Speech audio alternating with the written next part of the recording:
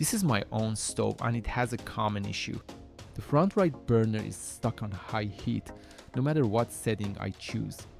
Even if I turn it to low, it stays red hot.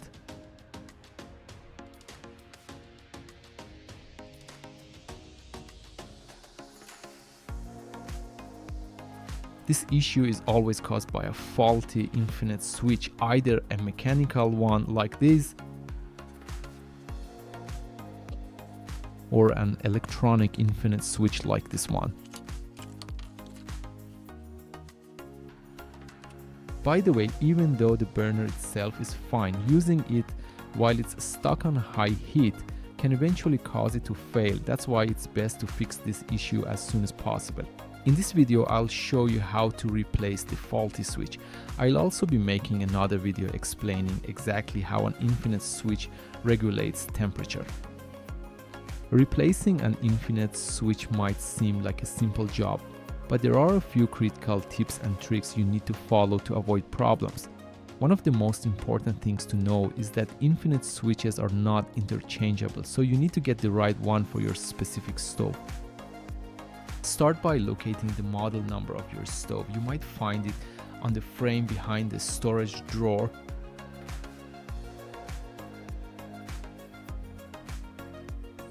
or inside the oven door frame, or in some KitchenAid models, it's on a plate behind the user interface. Just tilt the plate upward to see the sticker. Once you have the model number, contact a part supplier and specify which infinite switch you need. Stick with the original part. These switches handle 240 volts and draw between 6 to 15 amps, which is a lot of power.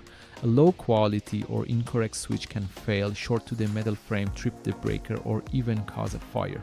I'm an insurance appliance inspector as well, and I've seen some fires started by these little switches.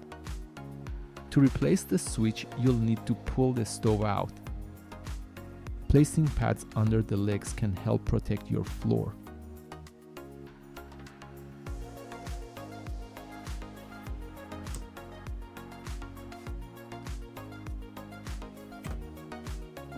Next, remove the rear panel.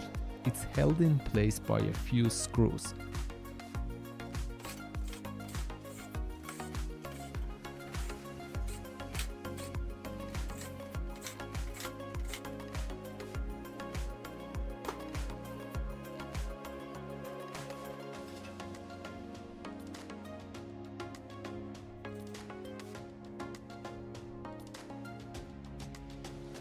Each burner is controlled by its own infinite switch, and the control board manages the oven and the warm zone.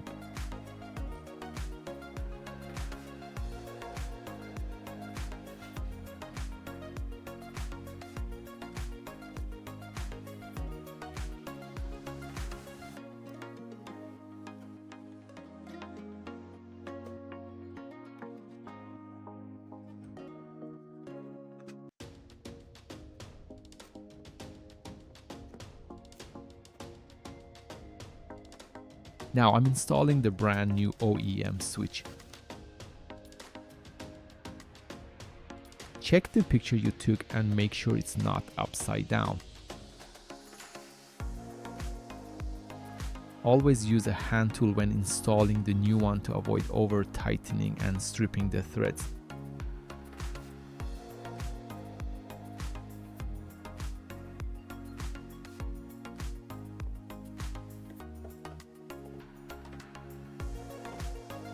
Reconnect the wire harnesses and double check them against the picture you took.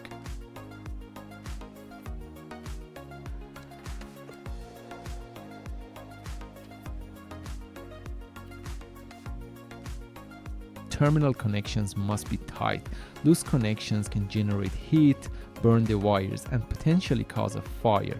If a terminal feels loose, use needle nose pliers to carefully squeeze it for a better fit.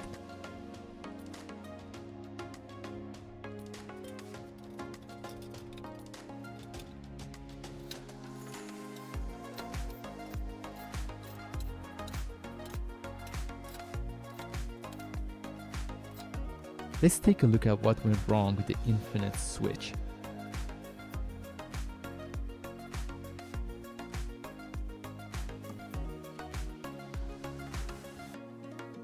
These two contacts were arced together.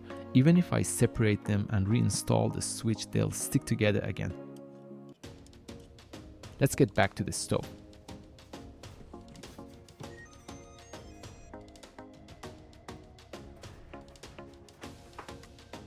Let's give it a try.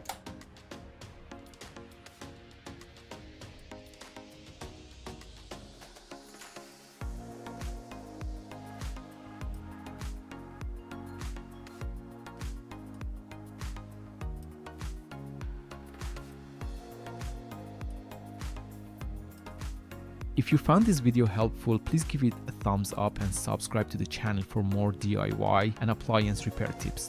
Thanks for watching, and I'll see you in the next one.